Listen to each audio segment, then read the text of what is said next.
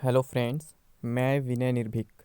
Friends, आपका एक बार फिर से हमारे चैनल पे स्वागत है।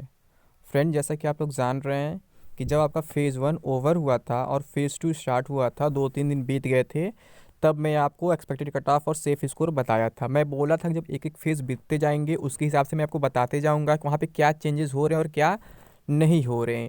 लेकिन मैंने एग्जैक्ट एक्सपेक्टेड कट ऑफ तब नहीं दिया था और ना ही मैं अभी एग्जैक्ट एक्सपेक्टेड कट ऑफ देने वाला, मैं पहले बोल दे रहा हूँ। जो लोग एग्जैक्ट कट ऑफ के पीछे भाग रहे हैं वो लोग मेरा वीडियो ना देखें, क्योंकि फ्रेंड्स मैं पहले ही बोल चुका हूँ कि exact expected cut off, shift wise cut off या फिर मैं बात करूँ जोन वाइज कट ऑफ तभी मैं दे पाऊँगा जब तक मेरे पास पूरा डेटा आ नहीं जाता है। ठीक है, तब तक मैं नहीं देने वाला हूँ।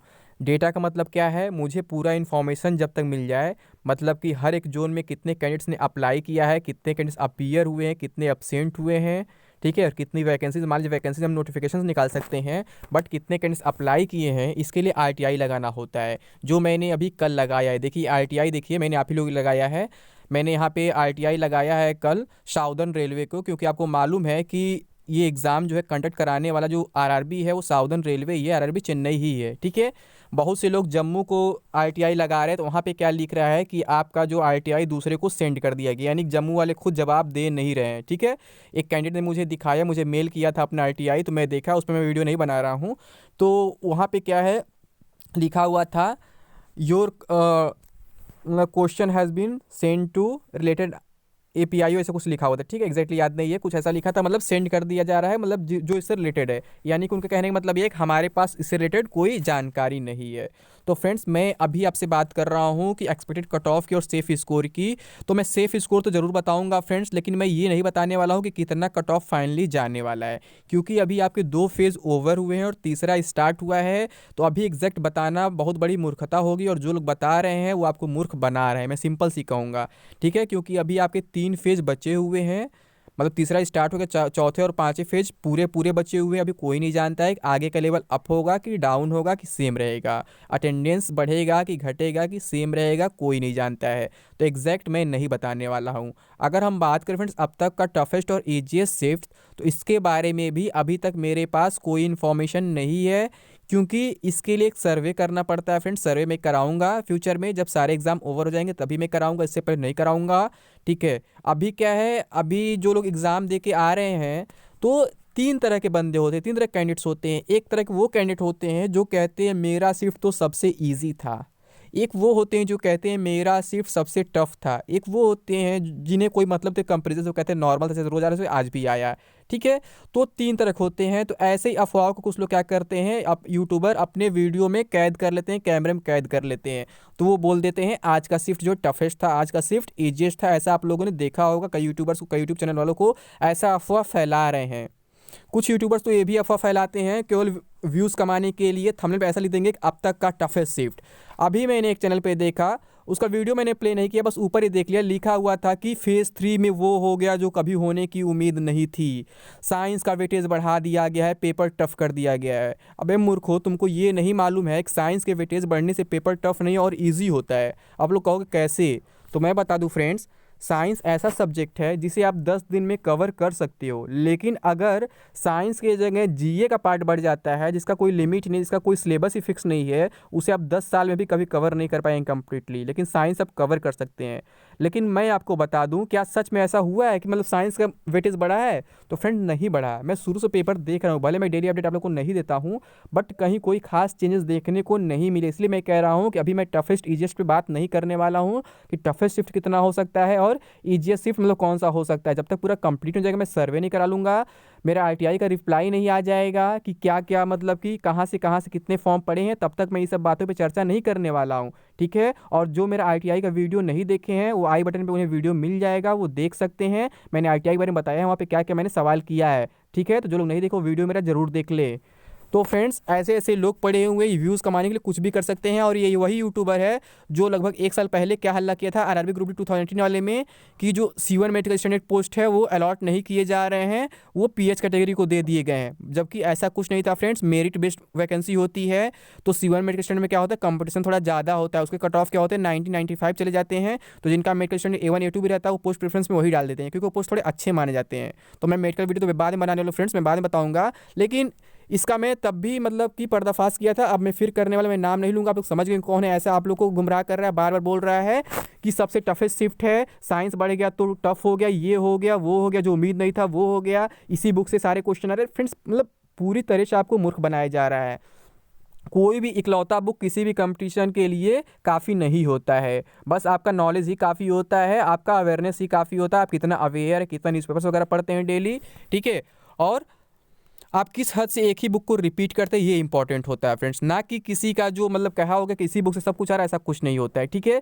तो अब हम बात करने वाले हैं फ्रेंड्स सेफ स्कोर और एक्सपेक्टेड कट ऑफ, किस पे, 3 फेजों के बेस पे। 3 फेज जो हो रहे हैं, मतलब 2 फेज बीत चुके हैं, एक फेज स्टार्ट हो चुका, और एक में सर्वे कराया था कि आपका एक्सपेक्टेड रॉ स्कोर कितना हो सकता है। जो लोग सर्वे में पार्टिसिपेट नहीं किया अब तक, वो जरूर पार्टिसिपेट करें, मेरे कम्युनिटी टैब पे जाएंगे चैनल के, वहाँ पे आपको मिल जाएगा, ठीक है।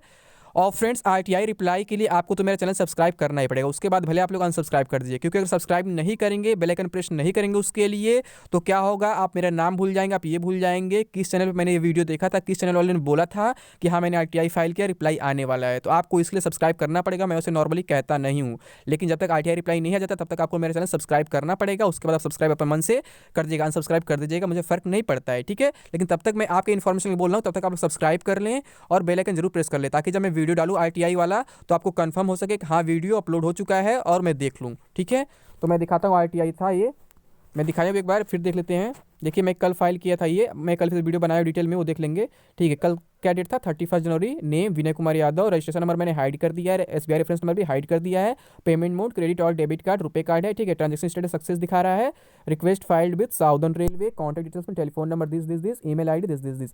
तो मैंने कल ही बताया था फ्रेंड्स कि कुछ लोग और लोग भी आईटीआई कर रहे हैं, तो उन्होंने थोड़ा गलत तरीके से कर रहे हैं। वो लोग ये पूछ रहे हैं ना कि कितने कैंडिडेट्स अपीयर फेज ओपन में, ये नहीं पूछे कितने कैंडिडेट्स बुलाया गया था, तो इससे अटेंडेंस का अंदाजा नहीं लग पाता है। लेकिन मैंने जो सवाल किया है उससे आपको बहुत ज़्यादा क्लैरिटी मिल जाएगी, 1 वीक में लगभग उसका आंसर आ जाएगा, ठीक है। तो उसका वीडियो आप लोग जरूर देख लीजिएगा।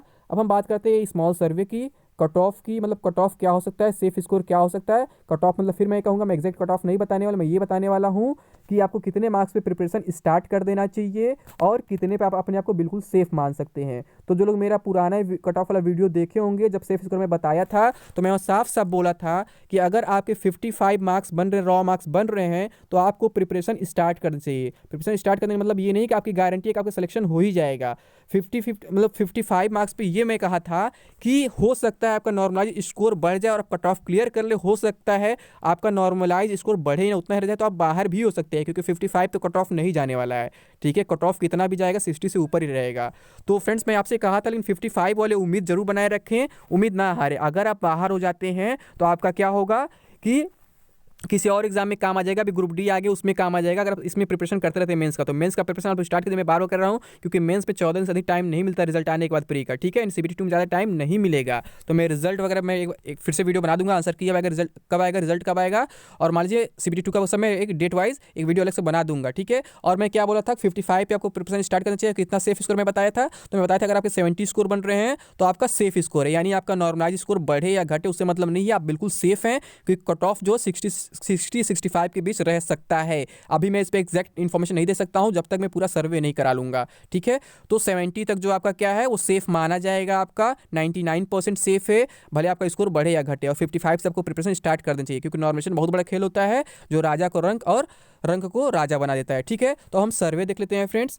यहाँ पे जब मैं स्क्रीनशॉट लिया था, तो यहाँ पे 2000 लोगों ने वोट किया, देख रहे हैं, जिसमें क्या है बिलो 55 और पोल चेक में केवल 8% लोग हैं। 55 to 60 के बीच सबसे अधिक 37% लोग हैं, ठीक है। 60 to 65 के बीच 24% लोग हैं, 65 to 70 के बीच 17% लोग हैं, और एबव 70 वाले में 14% लोग हैं। तो फ्रेंड्स मैं बता दूं, कुछ लोग तो जेन्यून यहाँ पे वोटिंग करते हैं, कुछ लोग फर्जी भी करते हैं, तो मैं फर्जी को अभी इग्नोर कर देता हूँ, ठीक है। आपको मालूम है कि 1.26 करोड़ फॉर्म पड़े हुए हैं और लगभग 7 लाख कैंडिडेट्स को लोग बुलाने वाले हैं सीबीटी 2 के लिए, यानी कि 7 लाख लोगों को 20 गुना मतलब, ठीक है, 7 लाख लोगों को बुलाने वाले। यानी कि अगर मैं सिंपल समझूं, मैं अभी क्या करूं, जोन वाइज बात न करूं, तो ओवरऑल मैं समझूं अगर 1 करोड़ 26 लाख में ये लोग 70 लाख अपीयर हो सकते हैं कैंडिडेट्स, ऐसा लगता है। क्योंकि नॉर्मली किसी भी एग्जाम में क्या होता है, 55% 60% कैंडिडेट्स अपीयर होते हैं नॉर्मली। तो हम मान लेते हैं कि 70 लाख कैंडिडेट्स अपीयर होंगे, यानी कि आप समझ रहे हैं 70 लाख कैंडिडेट्स अपीयर होंगे, और उसमें ये 7 लाख बुलाएंगे, ठीक है। यानी कि 1/10 यानी कि 10% ये बुलाएंगे सीबीटी 2 के लिए। तो यानी यहाँ पे अगर मान लीजिए कि 2000 लोगों ने वोट किया है, तो यहाँ से 200 को पास करना होगा, करना होगा ना फ्रेंड्स। तो 200 में मतलब क्या है, बिलो 55 वाले देख लीजिए, मतलब 8% है, यानी कि लगभग कितने हैं, ये 160 लोग हो जा रहे हैं। और 55 to 60 के बीच वाले कितने हैं, 37% है, मतलब कि ये 740 लोग हो जा रहे हैं। ठीक है, बहुत ज़्यादा हो जा रहा है। 60 to 65 वाले जो 24% है, यानी कि ये 480 लोग हो जा रहे हैं। 65 to 70 17% है, तो ये कितने 340 लोग हो जा रहे हैं। एबव 70 वाले में ही आपको दिख रहा है कि 14% यानी 280 लोग हो जा रहे हैं। लेकिन आपको घबराने की ज़रूरत नहीं है, मैंने बोला है कि यहाँ पे बहुत कुछ फेक होता है और कुछ लोग जो जितना एक्सपेक्ट करते हैं उतना मिलता नहीं है रियल में। तो आपको परेशान होने की ज़रूरत नहीं है। इतने लोगों का 70+ नहीं बनेगा रॉ मार्क्स, मैं गारंटी के साथ कह सकता हूँ। 70+ रॉ मार्क्स का मतलब है बहुत कम कैंडिडेट्स होने वाले हैं। अगर जितने लोग फॉर्म भरे, मान लीजिए 1 करोड़ 26 लाख, तो उसमें मान लीजिए अगर 70 लाख अपीयर होते हैं, यानी 70 लाख अपीयर होते हैं, तो मैं बता दूं उसमें मैक्सिमम होंगे फ्रेंड्स, तो मैं कह सकता हूँ 1 लाख जिनके 70+ स्कोर हो सकते हैं। ठीक है, तो मान लीजिए मैं इस पोलिंग के बेस पे कह रहा हूँ 2000 लोगों ने वोट किया है, 200 लोगों को यहाँ से पास करना है, तो कितना हो सकता है सेफ स्कोर यहाँ से अगर देखा जाए तो मैं आपको पहले भी बोल चुका हूँ कि अगर आपका 70 है तो आप सेफ हैं, और 55 से एबव है तो आप प्रिपरेशन स्टार्ट कर सकते हैं। यहाँ इस पोल से भी यही दिख रहा है, मैं कोई चेंज करने वाला नहीं हूँ यहाँ पे। और भी बहुत लोग होते हैं जो वीडियो बनाते हैं तो हर एक दिन कुछ नया बोल देते हैं, अपना कट ऑफ चेंज करते रहते हैं। तो मैं ना तो कट ऑफ चेंज कर रहा हूँ, ना तो मैं सेफ स्कोर चेंज कर रहा हूँ, ना तो मैं प्रिपरेशन वाले मार्क्स को चेंज कर रहा हूँ जो बॉर्डर लाइन पे मार्क्स होता है, मतलब 55 जो मान रहा हूँ। ठीक है, और कट ऑफ मैं एक्जैक्टली अभी भी नहीं बता रहा हूँ, कट ऑफ मैं बाद में ही चर्चा करूंगा। मैं बस बोल रहा हूँ कि हो सकता है मैक्सिमम चांसेस है 60 और 65 के बीच ये रहे, लेकिन सेफ स्कोर आपका 70 मान के चलिए, 70 के अंदर ही रहेगा, कितना भी ऊपर जाएगा। और 55 है अगर आपका, तो आप प्रिपरेशन स्टार्ट कर सकते हैं, क्योंकि 55 पे आपको चांस मिल भी सकता है और नहीं भी मिल सकता है। तो मान लीजिए 200 लोगों को पास करना है, तो कैसे हम पास करेंगे, तो इस हिसाब से कितने मतलब रॉ मार्क्स पे कट ऑफ बने तो कितना कट ऑफ बन सकता है। तो यहाँ से अगर देखा जाए फ्रेंड्स, तो ये क्या होगा कि साफ साफ दिख रहा है यहाँ से भी कि ये 65 के ही आसपास कट ऑफ जा रहा है, क्योंकि बहुत से लोग यहाँ फेक होंगे, बहुत से लोगों के स्कोर माइनस हो जाएंगे। आप जानते हैं अगर 2 क्वेश्चन रॉन्ग हो जाता है तो आपका कितना घट जाएगा, और 2.66 मार्क्स माइनस हो जाएगा। तो फ्रेंड्स आप सोच सकते हैं कि यहाँ पे मतलब कितना माइनस हो सकता है। तो अभी जो पोलिंग है कुछ हद तक तो फेक है, और कुछ चीज़ें क्या है कि कुछ लोग जान के बुझ के बढ़ा के बोलते हैं, कुछ जानबूझ के घटा के बोल देते हैं, और कुछ लोग को जानकारी नहीं रहती अपनी, उनको लगता है मैं ज़्यादा पाने वाला हूं, बाद में आंसर किए आने के बाद घट जाता है। तो यहाँ से भी साफ साफ आपको दिख सकता है फ्रेंड्स। मैं बात करूँ जो 60 to 65 वाला है, यानी इतना अगर रॉ स्कोर है तो आपका मतलब आप मीडियम जोन में है, यानी कि आप एकदम कह सकते हैं कि आपका मैक्सिमम चांसेस है कि आपका सिलेक्शन हो जाएगा रॉ स्कोर पे होता है तो। ठीक है, लेकिन रॉ स्कोर पे कट ऑफ बनेगा नहीं, कट ऑफ नॉर्मलाइज स्कोर पे बनेगा। अब नॉर्मलाइज स्कोर पे बनेगा तो कुछ लोग के मार्क्स बढ़ेंगे भी, कुछ लोग के घटेंगे भी, क्योंकि सभी शिफ्ट के स्कोर बताए जा रहे हैं। मान लीजिए अभी किसी का मालूम नहीं कि शिफ्ट के स्कोर बढ़ेगा, शिफ्ट का स्कोर घटेगा, अभी कोई नहीं जानता कौन सा टफेस्ट शिफ्ट है और कौन सा ईजिएस्ट शिफ्ट है। लेकिन देखा जाए तो कट ऑफ कहीं ना कहीं यहाँ से भी